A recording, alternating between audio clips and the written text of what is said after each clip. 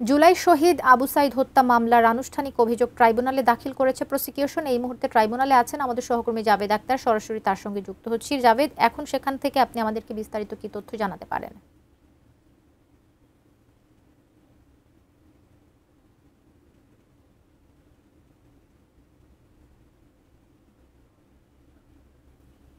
আমাদের সহকর্মী জাভেদ আক্তারের সাথে আমরা যুক্ত হওয়ার চেষ্টা করছি। আজকে যে আন্তর্জাতিক অপরাধ ট্রাইব্যুনালে আবু সাইদ হত্যা মামলার যে আনুষ্ঠানিক অভিযোগ দাখিল হবে সেটা আগে আমাদের জানা ছিল।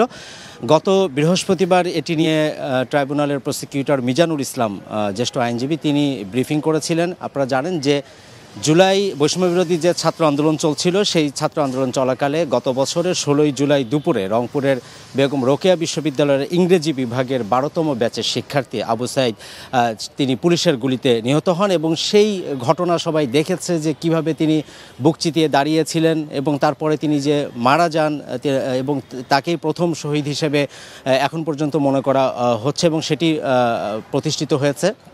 এবং তার মৃত্যুর পরে কিন্তু সে সময় বৈষম্যবিরোধী ছাত্র আন্দোলনের যে আন্দোলন চলছিল, সে আন্দোলনের একটি নতুন রূপ নেয় এবং সেটি বিভিন্ন পাবলিক বিশ্ববিদ্যালয়গুলোতে ছড়িয়ে পড়ে। এই ঘটনায় রংপুরে একটি হত্যা মামলা হয়েছিল এবং পুলিশ বাদী হয়ে আবু সাইদের পরিবারের বা অন্যান্য যারা ছিলেন তাদের বিরুদ্ধে একটি মামলা করেছিলেন। পরবর্তীতে যেহেতু এটি জুলাই আগস্টের মানবতা বিরোধী অপরাধ, সেই হিসাবে তার ভাই রমজান এই বছরের 13ই জানুয়ারি আন্তর্জাতিক অপরাধ ট্রাইব্যুনালে এসে তিনি একটি অভিযোগ দায়ের করেছিলেন এবং তারপরে এটির ভিত্তিতেই 4 জনকে গ্রেপ্তার করা হয়েছে। একজন হচ্ছেন রংপুরের তাজহাট থানার সাবেক এএসআই আমির হোসেন, কনস্টেবল সুজন চন্দ্র রায়, বেগম রোকেয়া বিশ্ববিদ্যালয়ের সাবেক প্রক্টর শরীফুল ইসলাম এবং রোকেয়া বিশ্ববিদ্যালয় ছাত্রলীগের সাধারণ সম্পাদক ইমরান চৌধুরী আকাশ।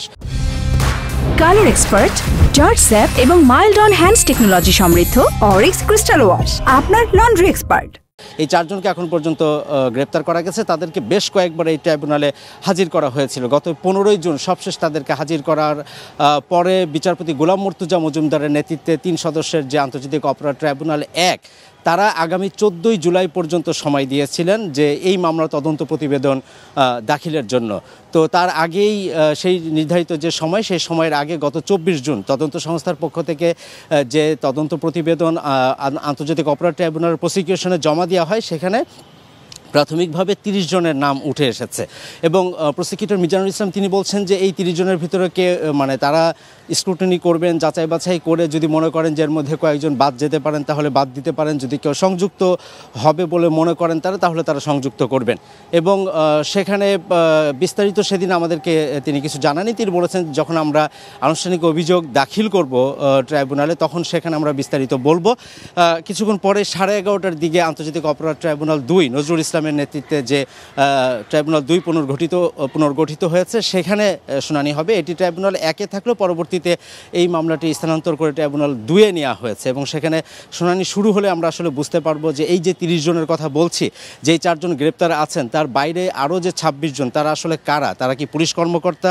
সবাই কি পুলিশ কর্মকর্তা নাকি সেখানকার ছাত্রলীগ, যুবলীগ বা অন্য রাজনৈতিক দলের বা যারা উস্কানি দিয়েছেন তারা কারা কারা আছেন, সেই বিষয়গুলো হয়তো আরেকটু বিস্তারিত আমরা জানতে পারবো। নিয়ম অনুযায়ী যেটি হয় যে কবিতায় এই আনুষ্ঠানিক অভিযোগ ট্রাইব্যুনাল আমলে নিয়ে থাকেন এবং যারা পলাতক আছেন বা অ্যাবসকন্ডিং অ্যাকিউজড হিসেবে যারা আছেন তাদের বিরুদ্ধে গ্রেপ্তারি পরোয়ানা জারি হয়।